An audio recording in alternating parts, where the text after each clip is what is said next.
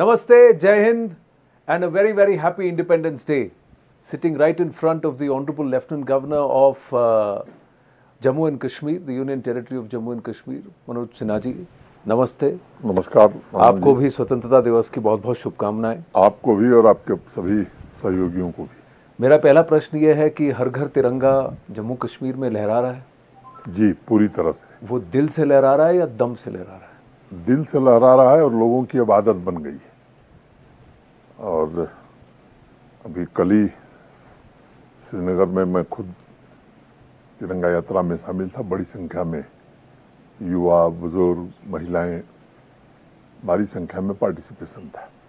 हर जिले में कार्यक्रम हो रहा है और अब तो आदत बन गई है और 3 साल से ये कार्यक्रम हो रहा है।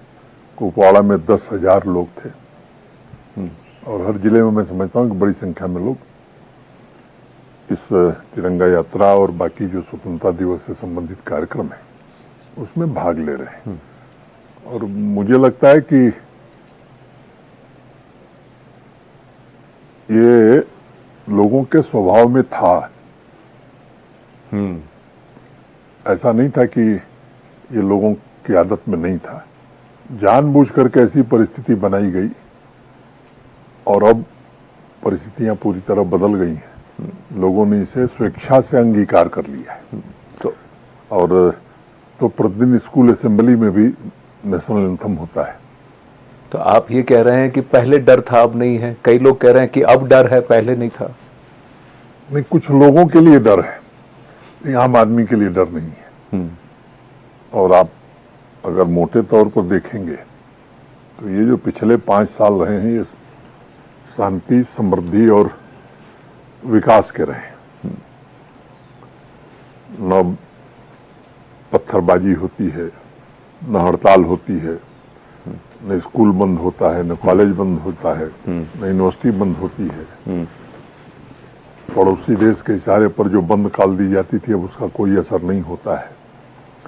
देर रात को झेलम के किनारे, झेलम रिवर फ्रंट पर आप जाएंगे तो आप देख सकते हैं कि लोग संगीत का लुत्फ उठा रहे हैं। तमाम नौजवान, बच्चे, बच्चियां। और लंबे समय बाद नाइट लाइफ श्रीनगर में जीवंत हो गई है। कैफेज में आपको 10 बजे लोग मिल जाएंगे। सिनेमा हॉल चालू हो गए हैं। Business, traffic.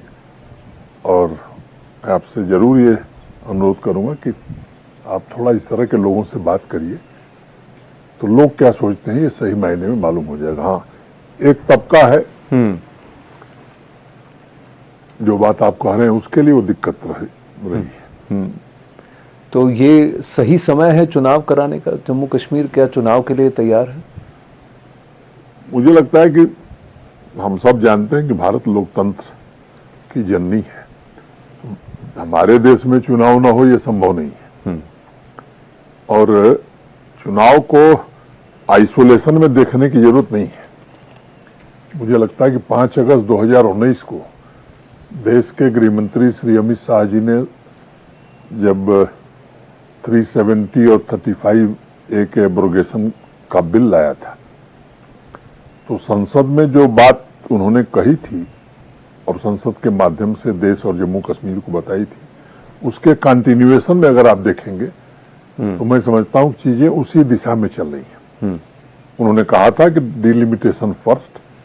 और किसी भी सेंसिबल आदमी को यह बात समझ में आ सकती है कि अगर किसी असेंबली की सीटें बढ़ रही हैं तो उनकी बाउंड्रीज का निर्धारण कोई प्रशासन नहीं कर सकता है, डिलिमिटेशन कमीशन करेगा। दूसरी बात उन्होंने कही थी देन असेंबली इलेक्शन। और तीसरी बात कही थी स्टेटहुड एट अप्रोप्रिएट टाइम। तो सीक्वेंस वहीं से है। इस बात को गृह मंत्री जी ने, आदरणीय प्रधानमंत्री जी ने भी कई अवसरों पर इस बात को दोहराया है।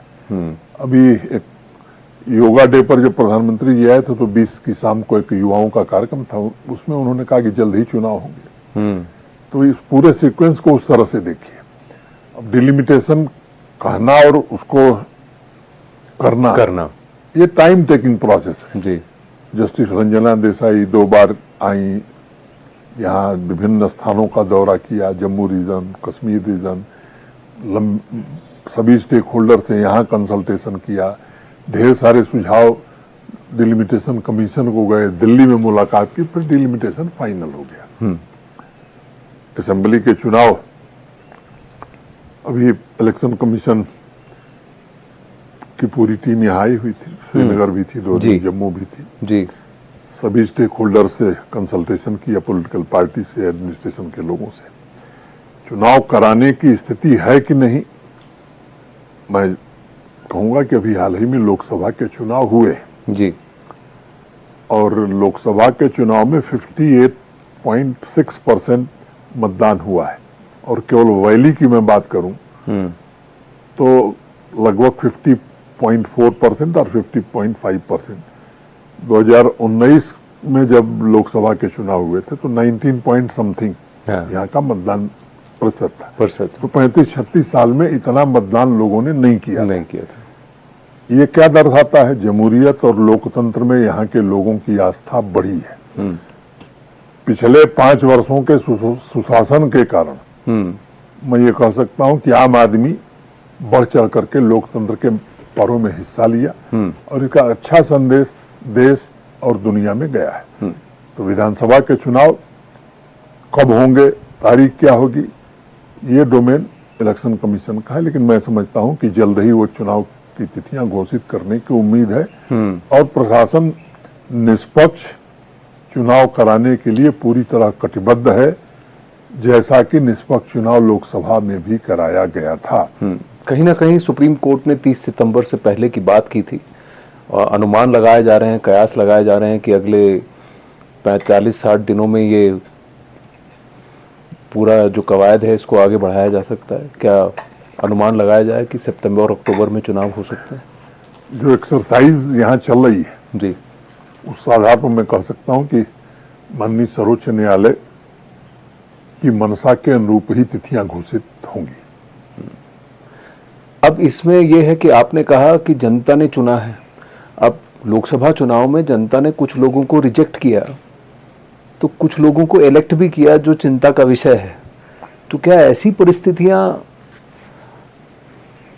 असेंबली चुनाव में भी हो सकती हैं? देखिए, 2 बात समझिए कि देश में कुछ स्थानों पर ऐसे लोग चुन करके गए हैं जो मैं समझता हूं कि देश के लोकतंत्र के लिए ठीक नहीं है। लेकिन अब लोकतंत्र ऐसा ही है कि जनता की इच्छा ही उसमें सर्वोपरि होती है। तो इसमें मतदाताओं में जागरूकता बढ़े और मतदाता भी इस बात का सदैव ध्यान रखें कि आपके मतदान से आपके प्रदेश, आपके डिस्ट्रिक्ट और आपके देश के भाग्य का फैसला होने जा रहा है। कम से कम ऐसे लोगों को विधानसभा या लोकसभा में नहीं भेजना चाहिए जो एकता अखंडता के लिए, शांति के लिए मैं समझता हूं कि रोड़े बन सकते हैं। और मैं उम्मीद करता हूं कि विधानसभा चुनाव में यहाँ के मतदाता अपने विवेक का पूरी तरह परिचय देंगे। आप संवैधानिक पद पर हैं, फिर भी मैं ये प्रश्न आपसे पूछने का प्रयास कर रहा हूं कि अगर आपको ऐसा लगे एज एन एडमिनिस्ट्रेटर कि चुनाव कराने से सब कुछ ठीक है, व्यवस्था है, सब कुछ है, पर चुनाव कराने से ऐसे तत्व चुनकर आएंगे जो कि देश का और जम्मू कश्मीर का अहित करेंगे, और जो मेहनत पिछले 5 साल में की गई, the effort that's gone in, उस पर पानी फिर सकता है। If that is a situation, तो फिर क्या करना चाहिए सर? एक प्रशासक के नाते भारतीय संविधान की मर्यादा में रख करके जरूर कोशिश करनी चाहिए कि ऐसे लोग न पहुंचे। पर आप ये नहीं कहेंगे कि अगर ऐसा माहौल ग्राउंड पर दिख रहा है तो फिर चुनाव को थोड़ा डिले कर देना चाहिए या फिर इसको नहीं करना चाहिए? नहीं, मुझे लगता है कि ये उचित नहीं है भारत देश की छवि के लिए और हमारी जो लोकतांत्रिक परंपराएं हैं, जो मूल्य हैं, यहाँ के लोगों के खून में लोकतंत्र है और चुनी हुई सरकार बने ये आवश्यक है। एक और आरोप लगता है सर, और मैं इस तरीके से इसे पूछूंगा आपसे कि जम्मू में जो हो रहा है, जम्मू रीजन में, ये लोकसभा चुनाव के तुरंत बाद शुरू हो गया, तो कहीं ना कहीं आरोप ये लग रहा है कि ये जानबूझ के कराया जा रहा है ताकि असेंबली के चुनाव टल जाए। मुझे लगता है कि आरोप लगाने वाले बेबुनियाद बात कर रहे हैं और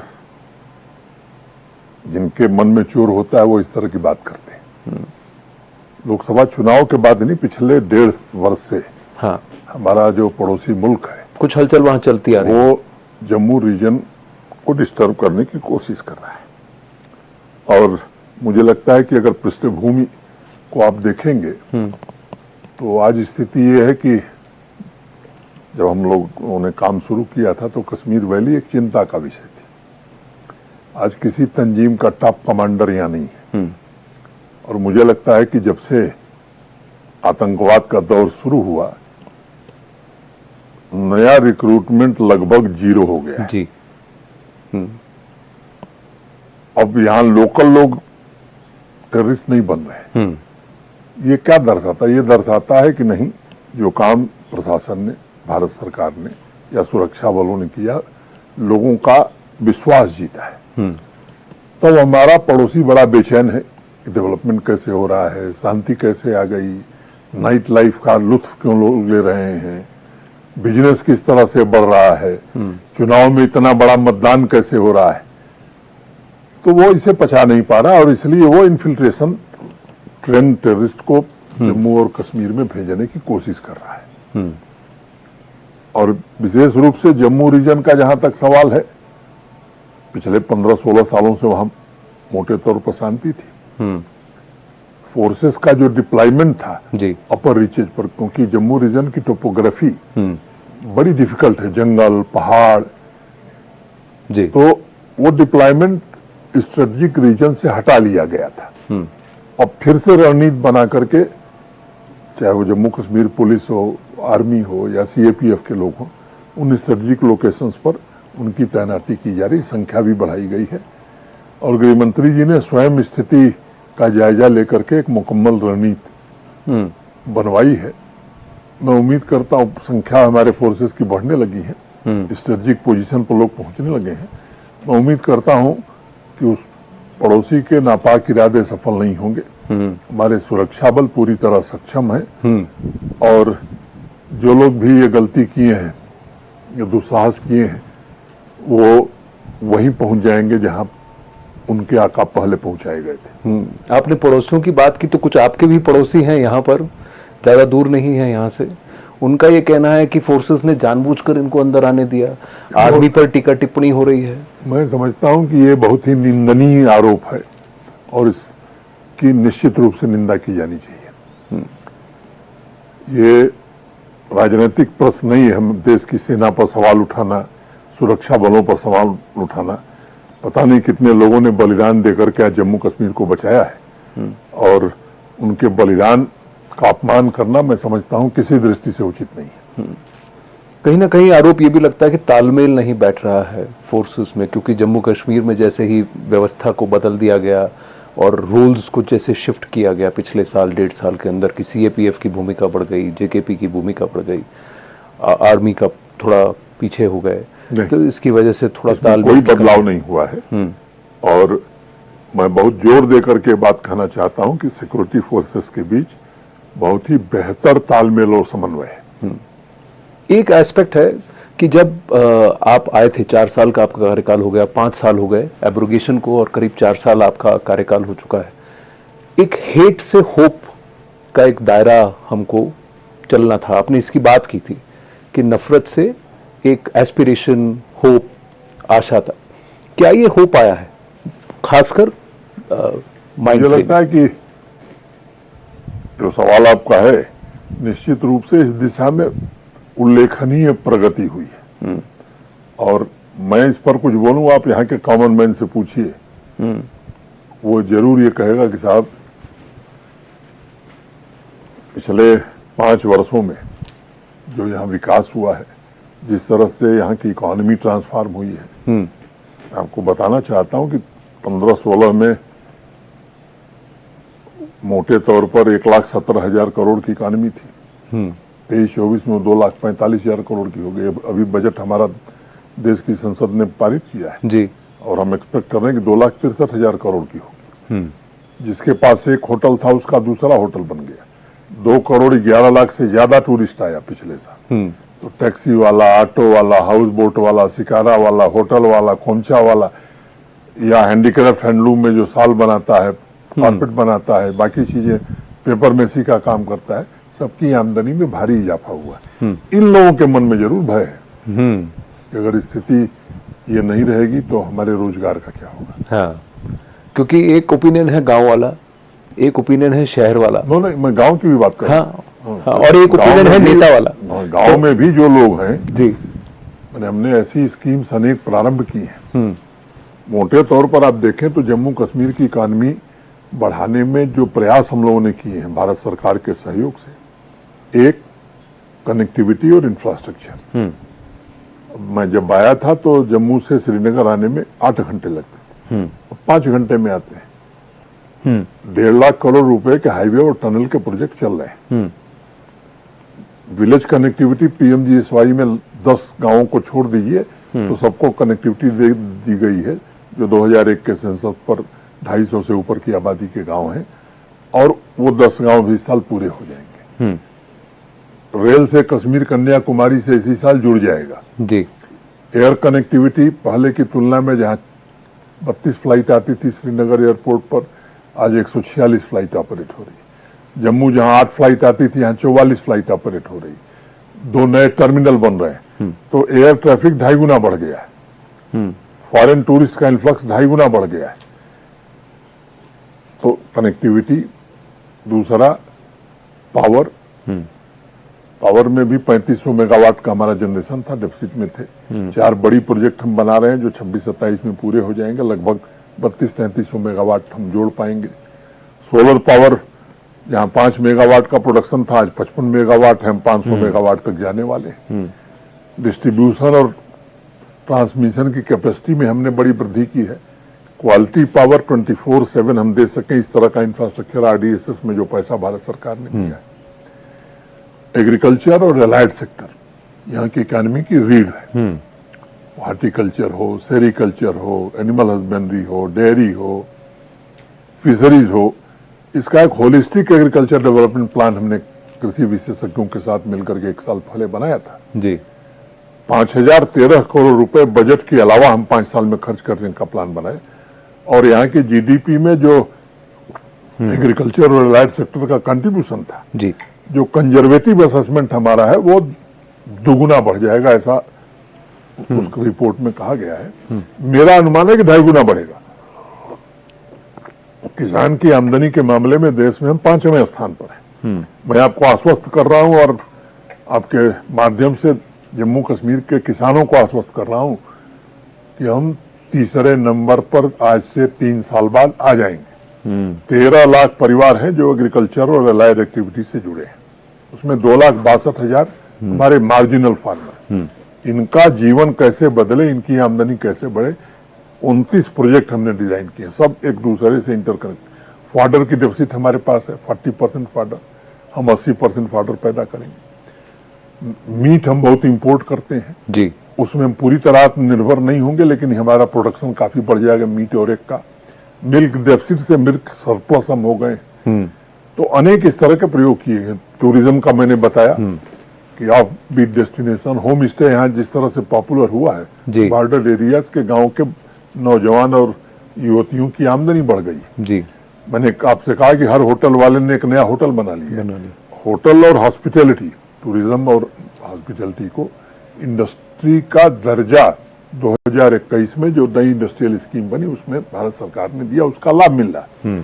तीसरा इंडस्ट्रियलाइजेशन, आजादी के बाद से 2021 तक 14,000 करोड़ का इन्वेस्टमेंट प्राइवेट सेक्टर में यहाँ हुआ था। आज मोटे तौर पर 1.25 लाख करोड़ के प्रपोजल हमारे पास है। 7,000 करोड़ के काम पूरे हो गए, वो प्रोडक्शन शुरू हो गया। लगभग 20,000 करोड़ का काम ग्राउंड पर चल रहा है, जिसमें 10,000 करोड़ का प्रोडक्शन इसी साल शुरू हो जाएगा जी। लैंड बैंक की हमको दिक्कत थी, लैंड लॉज यहाँ के बड़े रिग्रेसिव थे, उनको हमने इम्प्लीमेंट किया, लैंड बैंक बढ़ाया है, और हम हर कोशिश कर रहे हैं कि जो हमारे पास प्रपोजल आए हैं वो रियलिटी में बदलें जी। और मैं आपसे कहना चाहता हूं कि देश में इससे बेहतर इंसेंटिव कहीं भी नहीं है। सितंबर में वो पॉलिसी खत्म हो रही है। गृह मंत्री जी से मैंने अनुरोध किया था कि इस पॉलिसी को 1 साल के लिए और एक्सटेंड किया जाए। मैं पूरी तरह आश्वस्त हूं कि भारत सरकार 1 साल के लिए इसे एक्सटेंड करेगी।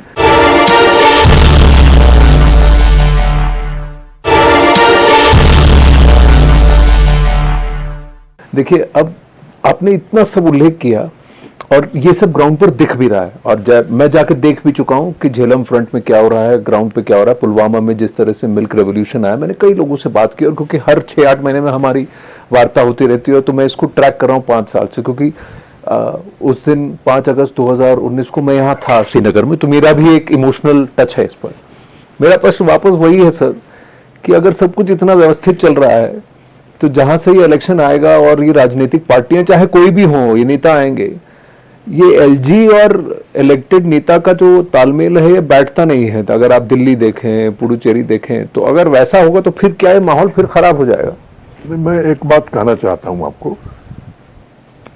कि चुनी हुई सरकार का भी उद्देश्य मुझे लगता है यही होगा, यहाँ शांति रहे, यहाँ समृद्धि आवे और यहाँ विकास हो, पीस, प्रॉस्पेरिटी एंड डेवलपमेंट। किसी भी चुनी हुई सरकार का उद्देश्य तो यही होगा, जनता के हित की बात होगी।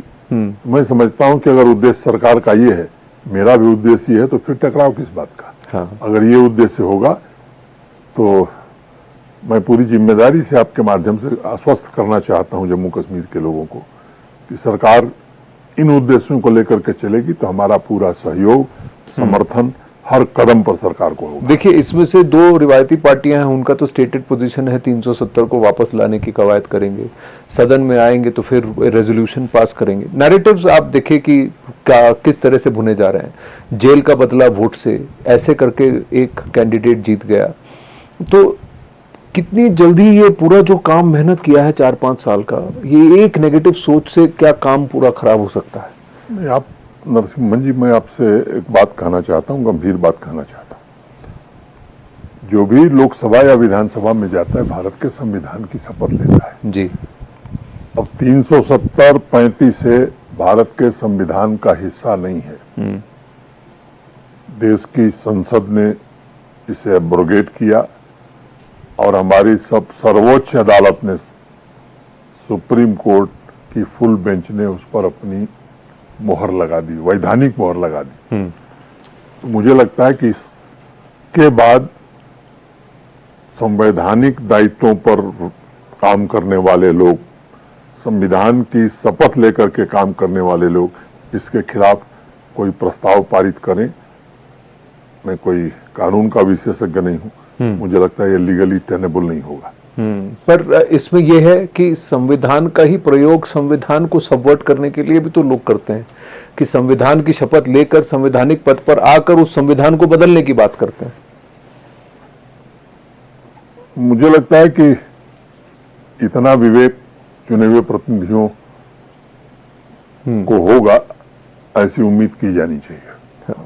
क्योंकि बीजेपी को अगर लोकसभा चुनाव में देखें तो एक नैरेटिव बीजेपी के खिलाफ ये था कि संविधान बदल देंगे, 400 पार हो गए तो संविधान बदल देंगे। वैसा ही यहां पर है कि आप हमें बहुमत दे दीजिए तो हम संविधान बदल देंगे, 370 को वापस ले आएंगे। आप ये खेल खेला जाता है हर बार। किसी भी असेंबली को ये अधिकार नहीं है कि वो संविधान में कोई संशोधन कर सके। हाँ, पर अपनी तरफ से अगर परिस्थिति सब लोग जानते हैं, और राजनीतिक दलों, नेताओं को भी मैं समझता हूं कि भावना भड़का करके अल्पकालिक लाभ लिया जा सकता है। जम्मू कश्मीर जैसे बॉर्डर स्टेट में, जो पिछले 30 साल से आतंकवाद का दंश झेला है, पता नहीं कितने निर्दोष, 50,000 निर्दोष लोग अपनी जान गंवा चुके हैं। बड़ी संख्या में हमारे सुरक्षा बल के जवानों ने बलिदान दिया है। मैं समझता हूं कि आग से खेलने की जरूरत किसी को नहीं है। एक मैं आपसे, क्या आप एज एन एडमिनिस्ट्रेटर, आपको लगता है कि एक फॉर्मूला हो सकता है कि बॉर्डर इलाके जो है, जैसे लद्दाख हो गया, बहुत इंपॉर्टेंट, तिब्बत के साथ हमारा बॉर्डर है, वहां PLA चीन बैठा हुआ है, यहाँ जम्मू कश्मीर हो गया, पंजाब हो गए, ऐसे क्या एक एडमिनिस्ट्रेटिव प्रावधान, एक फॉर्मूला हो सकता है जहां जनता की भी आवाज सुनी जाए, लेकिन एक एडमिनिस्ट्रेटिव कंट्रोल ऐसा हो कि चीजें हाथ से ऐसे ना फिसलें कि देश को खतरा हो? मुझे लगता है कि देश के राजनीतिक दलों को इस बात पर विचार करना चाहिए कि जो सीमावर्ती राज्य हैं उनकी सुरक्षा के साथ कोई खिलवाड़ न हो, इस पर एक देश के राजनीतिक दलों में और पूरे देश में एक आम राय बननी चाहिए। प्रधानमंत्री जी हाल में आए थे तो कोई डिफरेंस लगा? एक समय ऐसा था जब पीएम आए तो सबने कहा देखिए पीएम डल झील में तो थे लेकिन पीएम के आसपास कोई नहीं था, पीएम को देखने वाला कोई नहीं था, वो माहौल अलग था। अब की बार कैसा था? मैं एक तो लोकसभा चुनाव के पहले प्रधानमंत्री जी आए थे, शायद वो उस रैली की तस्वीर आपने देखी हो जी। और अगर मेरा भाषण आपने सुना होगा तो मैंने एक बात कही थी कि अभी जो कैपेसिटी है वो ओवरपैक हो गया था। हाँ। बगल के इंडोर स्टेडियम में SKICC में पूरा भर गया था मैदान और हॉल, और मैंने उस दिन कहा था कि अगर कोई ऐसा स्थान होता जहां 2 लाख की कैपेसिटी है तो वो भी शायद ओवरफ्लो हो जाता। और लोग स्वेच्छा से आए थे, ये लाए नहीं गए थे? नहीं, ये भी आरोप था कि बसों में भर भर के बंदूक तान के इनको डरा के लाया गया। आरोप मुझे लगता है कि बड़ा आसान है लगाना, लेकिन मैं समझता हूं कि कोई प्रशासन, किसी प्रशासन के पास ये मादा नहीं कि आम आदमी को डरा करके इतनी बड़ी संख्या में ले आवे। लोग दिल से आए थे, उनका जो जोश था, उनका जो उत्साह था, मैं समझता हूं कि वो देखने लायक था। ये जो अभी जम्मू में हो रहा है इसकी वजह से क्या ये नैरेटिव खराब होगा? और मैं इसे एक इंटरनेशनल तौर से पूछना चाहता हूं। एक आपने कहा कि पड़ोसी मुल्क है जो दुश्मन है वो यहाँ लोगों को भेज रहा है, FT ट्रेन टेररिस्ट भेज रहा है। क्या आप ये मानते हैं कि जितने हैं यहाँ पर वो सभी FTs हैं?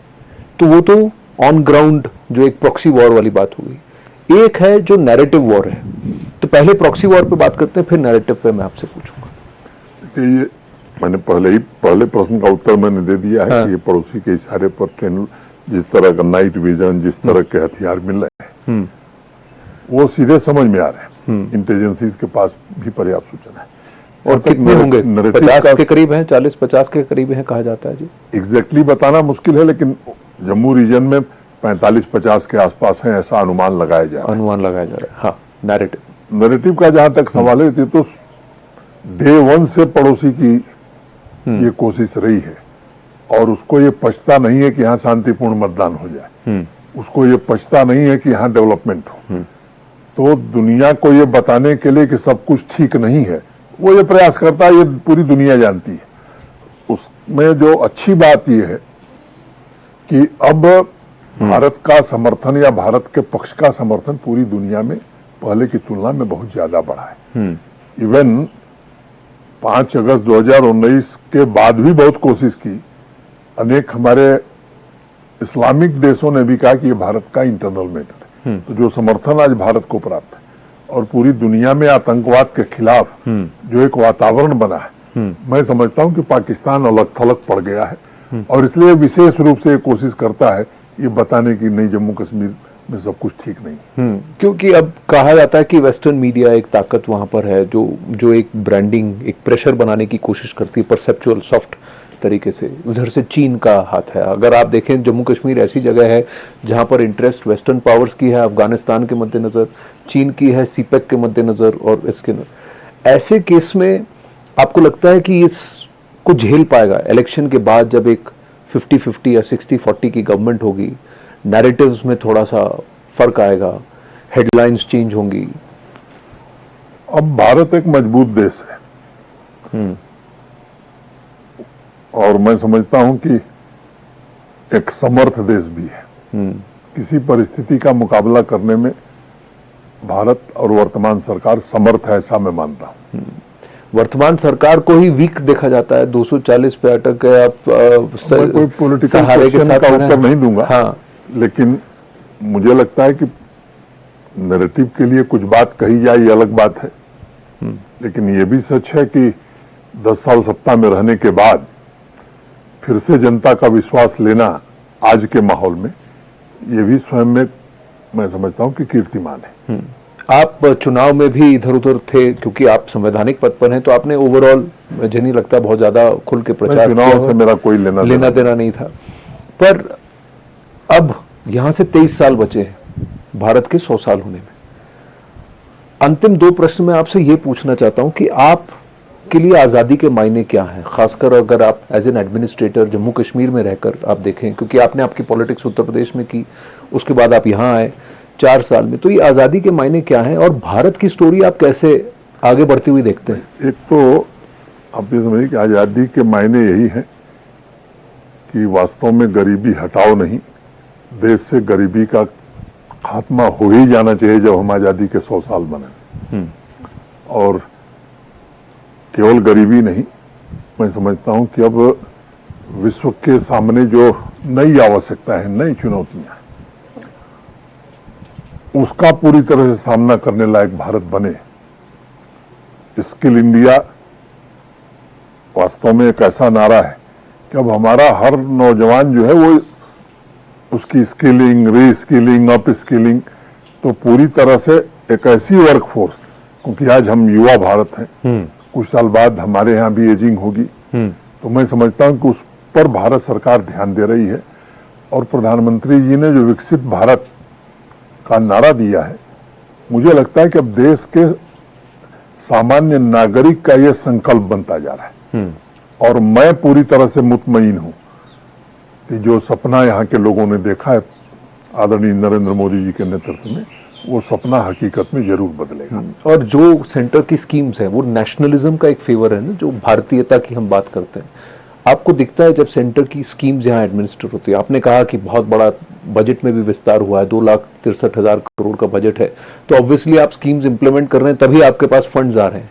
अब तो बताया जा रहा है कि ऐसा ही सिस्टम है, पर वो अपने लिए कर रहे हैं कि कहीं ना कहीं एक वो नेशनलिज्म, तिरंगे के प्रति उनका समर्पण, ये आपको दिखता है यहाँ?